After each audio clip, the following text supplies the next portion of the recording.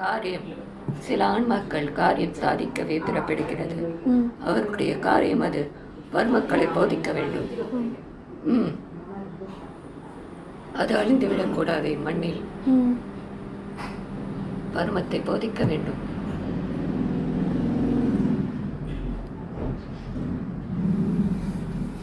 இன்று அகத்தியர் வனமே உயிர்ப்பித்தது. அனைவரும் இப்படியே ரம்யமாக இருங்கள். அழகாக உள்ளாய், இளமையாகிவிட்டாய், முடித்தான் நிறைத்து விட்டது. அதையும் ஒரு வழி செய் திருமணத்திற்கு.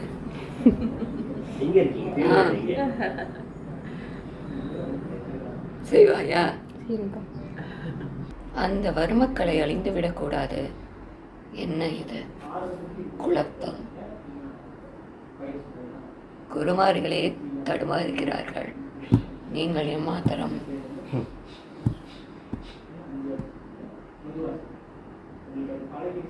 அதனால் தான் கண்டிப்பாக நடந்து கொள்கிறேன் சில சமயம்.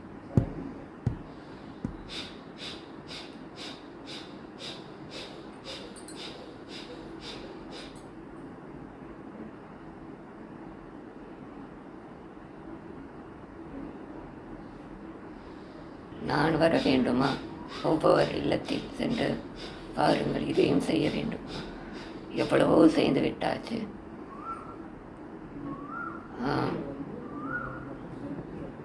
தவயோகி போல் இப்பொழுது யாரும் இல்லை. நானே தான் செல்ல வேண்டும் அனைவரையும் அழைக்க. ஆம், இம்மண்ணில் எனக்கு நிலைமை வந்துவிட்டது. அப்பா தவற நினச்சிக்காதீங்க. இப்போ இதுவே எதுக்கு இவ்வளோ இப்படி இது அதாவது பாடுபடுறீங்க இந்த ஆத்மாவுக்கு? ஏன் என்றால் இது பரப்ப வேண்டும். தலைமுறை தலைமுறை நீ இன்பம் கண்டாய், பிறர் காண வேண்டாமா? உன்னோடு போய்விடும்.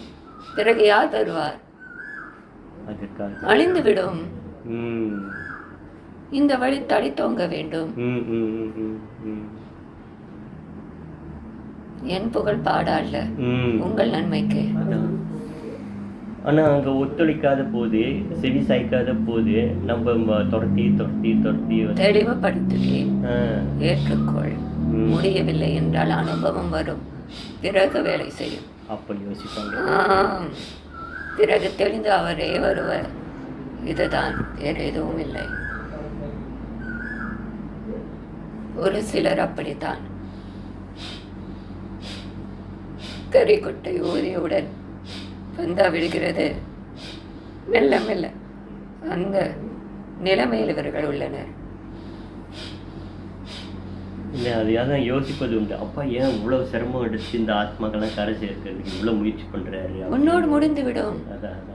பிறகு யார் பொறுக்கிறதா? நீ கண்ட இன்பம் யாரும் காண வேண்டாமா? பேரின்பம். ஆம், இதை இப்படி விட்டுவிட முடியாது.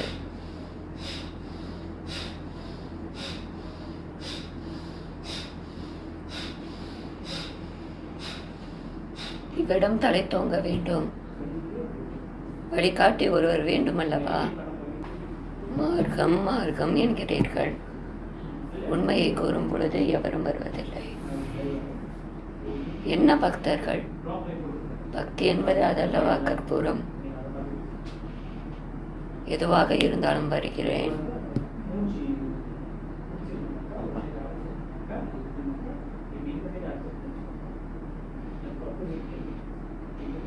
நேரத்தை விரயமாக்காமல் இது போலதான் செய்ய வேண்டும் பயிற்சிகளை. அனைத்தையும் கேட்டவுடன் கொடுக்கும் போலீஸ் சாமியார் தான் இவர்களுக்கு வேண்டும். ஆம், கையை வைத்தவுடன் தங்கம், வைரம், வைடூரியம், மந்திரம், பணம். இதத்தை யாரும் அங்கிருப்பதே இல்லை இல்லவா? கேட்டால் நாம் பைத்தியம். நீ என்ன நினைக்கிறாய் இதை பற்றி? இதை பற்றி, இந்த மார்க்கத்தை பற்றி?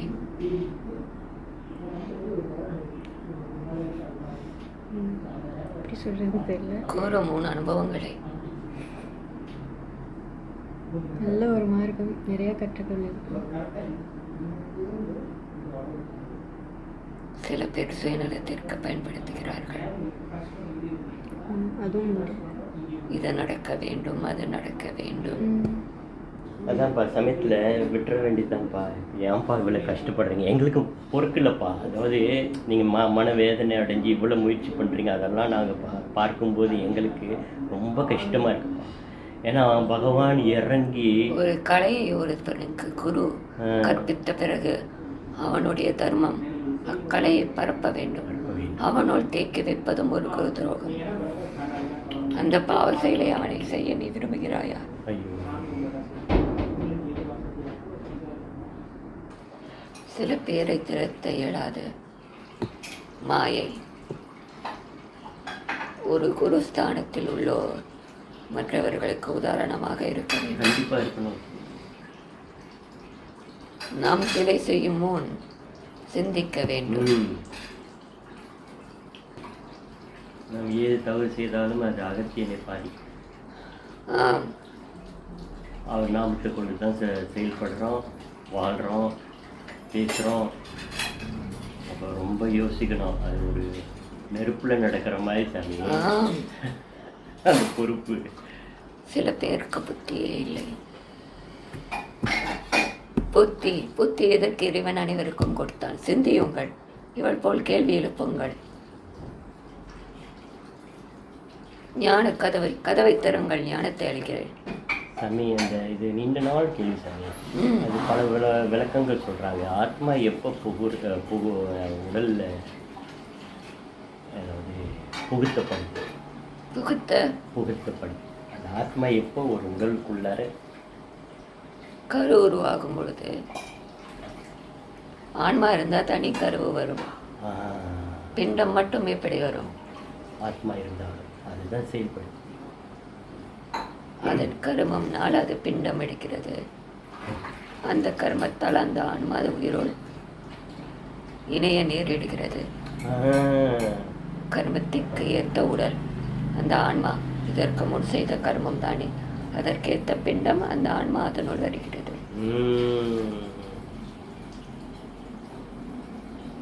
புரிந்தது? இதெல்லாம் விதிக்கப்பட்டது. இவர் இன்னார் வயிற்றில் இப்பொழுது திணித்தருள வேண்டும். அந்த பிண்டத்தை களைப்பது பாவம் தானே. ஆன்மா உள்ளதனால் தானே பாவம். தெளிவடைந்தாயா? அதனால் தான் ஒரு முட்டை கருவை உண்ணாலும் பாவம் ஏன் என்கிறார்கள். ஆன்மா உள்ளது. அதிலிருந்து தானே அது பொறிக்கிறது. அதோடைய பிண்டம் அந்த முட்டை தானே. கரு. பூஜை செய்யுங்கள், நேரத்தை சுருக்கிக் கொள்ளுங்கள். பூஜை செய்த பிறகு ஞானம் அடையுங்கள். பூஜை முடிந்தது என்று நினைக்கிறோம். உணவுள்ளுங்கள். சரி, உணவு அறிந்து விட்டு ஞானம் அடையுங்கள். எல்லாத்தையும் எடுத்துவிட்டு ஓடி விடுகிறீர்கள். அன்னம் போதும், தெளிக்க தண்ணீர் போதும், கலச நீர் போதும், பூஜை பொருள் போதும். அருள் கிட்டியதா என்று சிந்திப்பதில்லை. ஞானம் கிடைத்ததா என்று சிந்திப்பதில்லை. இதனால் என்ன பயன் என்று சிந்திப்பதில்லை. வந்தோம், உடுத்தினோம், பேசினோம், உண்டோம். இப்படிதான் நடக்கிறது.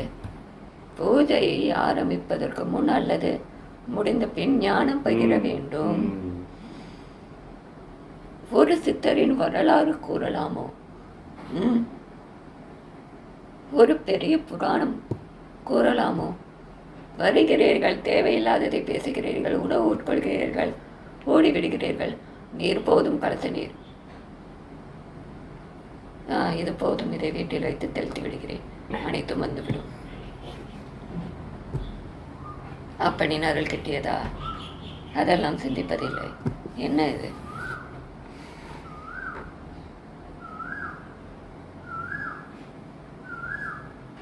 மாணவன் என்பவன் கற்பூரம் போல் இருக்க வேண்டும். குரு அழைத்து விட்டார், அதோ வருகிறேன். மறு பேச்சு இல்லை, காரணம் கூடக்கூடாது. இதோ வருகிறேன். அவன் மாணவன். இல்லை குரு, பார்க்கிறேன், யோசிக்கிறேன். நீ மாணவன் அல்ல, நீ வெறும் வாழைத்தண்டு. அவகாசம் குருங்கள். அவன் கறிக்கட்டை ஊதி வர வைத்து விடலாம். சூரியவுடன் வருகிறான் அல்லவா அவன் கற்பூரம்.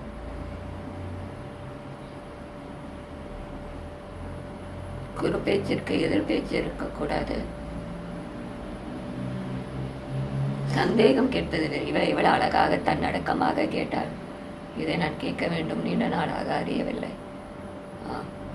இதெல்லாம் தன்னடக்கம். பணிவு உண்டு, அதற்கென்று முறை உண்டு. சாமி, அந்த உடல் உயிர் ஆத்மான்னு சொல்லுது சாமி.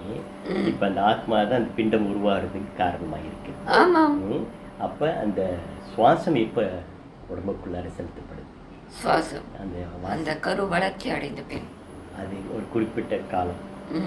அப்போதான் அந்த சுவாசம் பிராணம் பிராணம் உயிர் உயிர். ஏன் அன்று இதை பற்றி கூறினேன் தானே இல்லத்தில். இது இல்லை என்றால் அனைத்தும் இல்லை. இதன் சுத்திகரிப்பு மிகவும் அவசியம். புரிந்ததா? வாசி. இதை எவ்வளவு அடக்குகிறீர்களோ அவ்வளவு நன்மை. கும்பகம் இடணுமோ அடுக்குகிறேன். நீ செய்வதே செய், அதிக பிரசங்கி வேலை செய்யாது. இல்ல, அடுக்குகிறேன்னு சொல்லும்போது கும்பகப்படுத்தணுமோ? அளவாக அளவாக உனக்கு எது சரிப்படுகிறதோ அளவாக உங்களது இதை நீங்கள் பார்த்துக் கொள்ளுங்கள். இவளுக்குள் நான் செய்வது அது வேறு, உங்களால் செய்ய இயலாது. இவள் மட்டும் அறிவாள். சில சமயம் நானே உள்ளே கட்டுப்படுத்துகிறேன், நீ அறிவாய் அல்லவா? அது அவர் அறிவார்.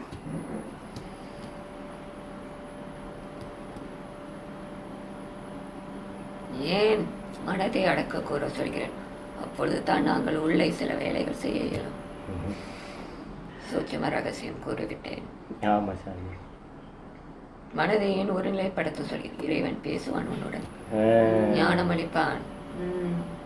குழப்பம் இல்லாமல் இருக்கும் பொழுது இறைவனிடம் பேசுவீர்கள். யோகானந்தா தெளிவாக கூறுவான். ஏன் சில பேர் மௌனத்தில் உரைக்கிறார்கள் இறைவனிடம் பேச? ஏன் அதிக பேசக்கூடாது? பேசி பேசி மூச்சை வீண் செய்கிறீர்கள். லட்ச வார்த்தைகள் போகிறது, ஆனால் குருநாமம் சொல்ல முடிய இயலவில்லை.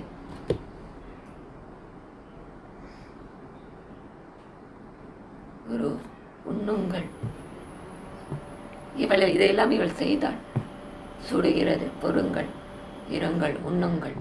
ஐயோ, துடைக்கப் போகிறேன், பொறுத்து கொள்ளுங்கள். தித்தை என்ற எண்ணினால் இவள் வலிக்கிறதா என்று கேட்பாள். பொறுத்து கொள்ளுங்கள் என்பாள். அதில் போல் இருக்க வேண்டும் அன்பு பக்தி. பிடித்திருக்கா என்பாள். அப்படி இருக்க வேண்டும். என் விருப்பத்தை கேட்பாள். நான் எடுக்கிறேன், இதை நீ அணி என்று கூற மாட்டாள். முன்பு சொல்வாள், உங்களுக்கு இது பிடித்திருக்கிறதா என்று எனக்கு தெரியவில்லை, நீங்களும் நேரில் வரமாட்டீர், பிழையாக இருந்தால் மன்னித்து விடுங்கள், இதை எடுத்து விடுகிறேன். இது உணவு பிடித்திருக்கா என்று நான் அறியவில்லை, உண்ணுங்களே சிறிது என்பாள்.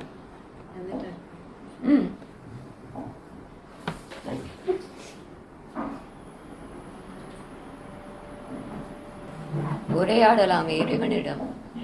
நாங்கள் நன்றாக கேட்கிறோம், நீங்கள் அன்பு செலுத்தினால் நாங்கள் செலுத்துவோம். பக்தியும் பூஜையும் இல்லறத்தையும் குழப்பிக்கொள்ள வேண்டாம். எனக்காக ஒரு நிமிடம் செலவழித்தாலே போதும். பக்தி என்பது என்ன? நீ அறிந்ததை கூறும்.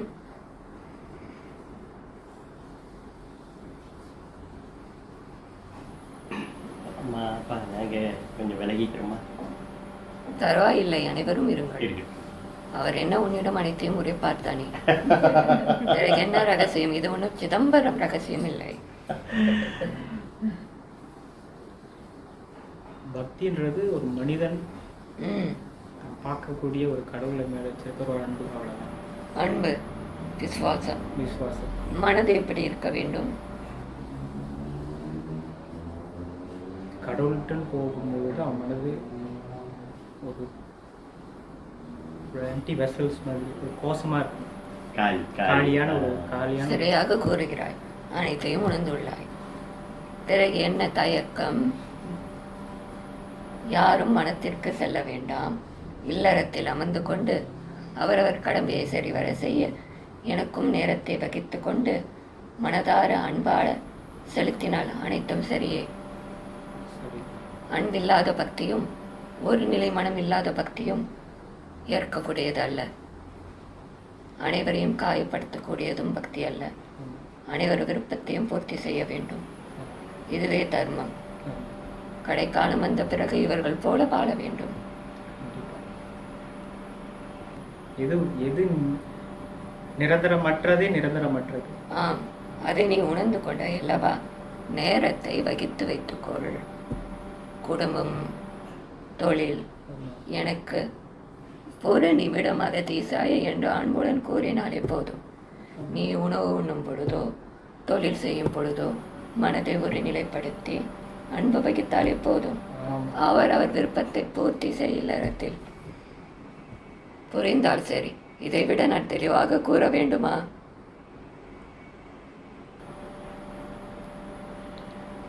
நான் தம்பதியாக உள்ளேன். உங்களை எப்படி பிரித்தெடுப்பேன்? இது உத்தமம் இல்லையே.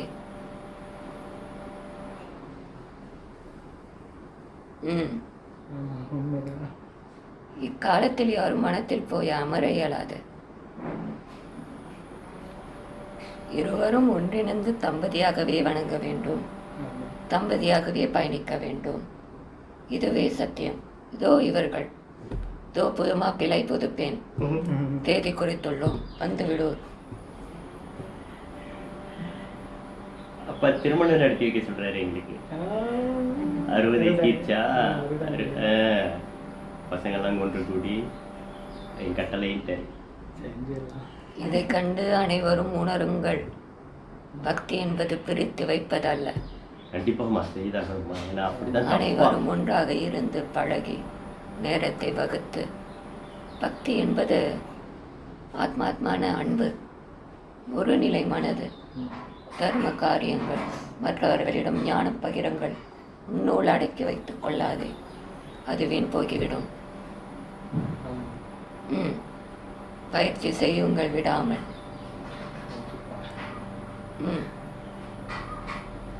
நீ ஏதோ கூற விரும்புகிறாயோ உன் தோழருக்கு? இல்லம்மா, அவங்களுக்கு முன்னாடி நான் என்னத்துமா சொல்றேன், நீங்களே நேரில். அம்மாவா? அப்பன் அல்லவா? அம்மையப்பன். அம்மையப்பன். திகைத்து விட்டாயா? சுருக்கமாக கூறிவிட்டேன், பிறகு நீ விரிவாக கூறும். சரி சரி சரியப்பா. அம்மையப்பா, அம்மையப்பா, ஒப்பில்லாமணி அன்பினில் விளைந்த ஆரம். இருந்த இடத்திலே அனைத்தையும் காணலாம். தாயும் வந்துள்ளோம். இனைவரும் ஒன்றாகத்தான் உள்ளோம், ஒன்றாகத்தான் இருப்போம். நீங்கள் அனைவரும் அப்படித்தான் இருக்க இயலும். அதைத்தான் நாங்களும் விரும்புகிறோம், அதைத்தான் நாங்களும் ஏற்போம். நன்றி லோபா. நன்றி அம்மா.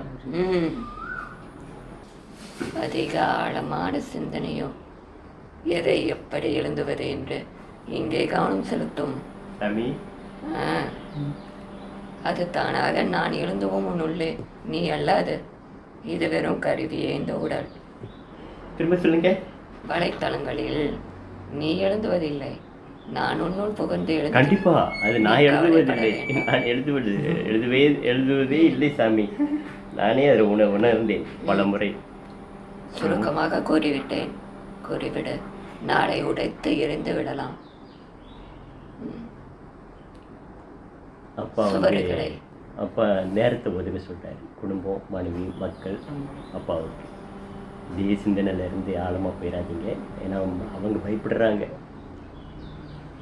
அதனால் நீ செய்தது வீணாகிவிடும். இல்லை, இப்போ ஏற்றுக்கிட்டாங்களா?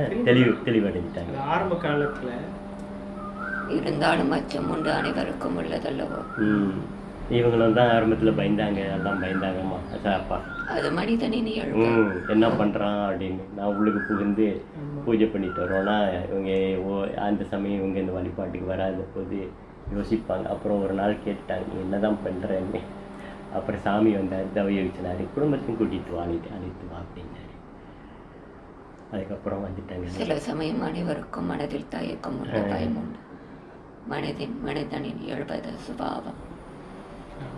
இன்னொன்றுமா எல்லாம் பயமுறுத்தி வச்சிருக்காங்கம்மா. சித்த மார்க்கத்துக்கு வந்தால் குடும்பத்தை பிரிச்சிருவாங்க, அதெல்லாம் பயம், ஒரு பயம் ஏற்பட்டு நம்ம அதை உடைக்கணுமா. ஆம், அப்பா அப்பா என்று அழையடா. அம்மா அப்பா அப்பா.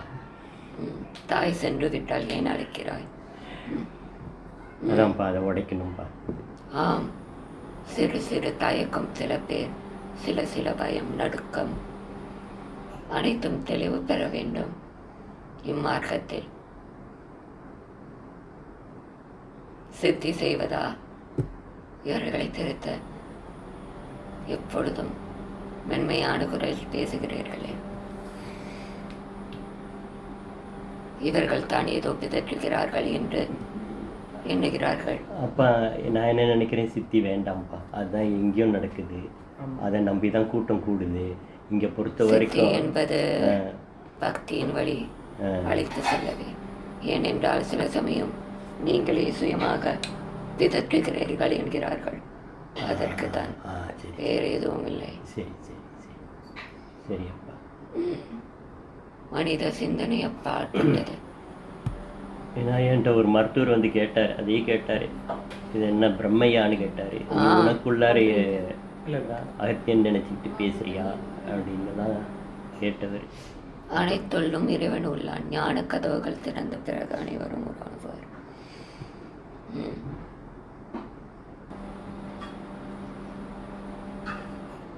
சித்தனை வழிபட்டால் பித்தனாக மாட்டீர், ஞானம் பெறுவீர். மனத்திற்கு செல்ல வேண்டாம், எங்கும் செல்ல வேண்டாம், இல்லறத்திலே. இதுதான் உத்தமம், இதைத்தான் ஞான் விரும்புகிறேன். ஆனால் மனிதனின் பார்வை அப்படி அல்ல. சித்தன் என்றால் நீண்ட ஜடாமுடி, காஷாயம், தனித்து வாழ வேண்டும். இல்லை, அப்படி என்றால் அனைவரும் என்ன ஆவது? எப்படி நல்ல தலை முறை உருவாவது? ஒரு குழந்தைங்களுக்கு ஒரு நல்ல எடுத்துக்காட்டாக வாழணுன்றாங்க அப்பா. இந்த அதுங்களுக்கு போதிக்கணும் இந்த மார்க்கெட். அனைவரும் பயிற்சியை விடாமல் செய்து கொண்டே இருங்கள்.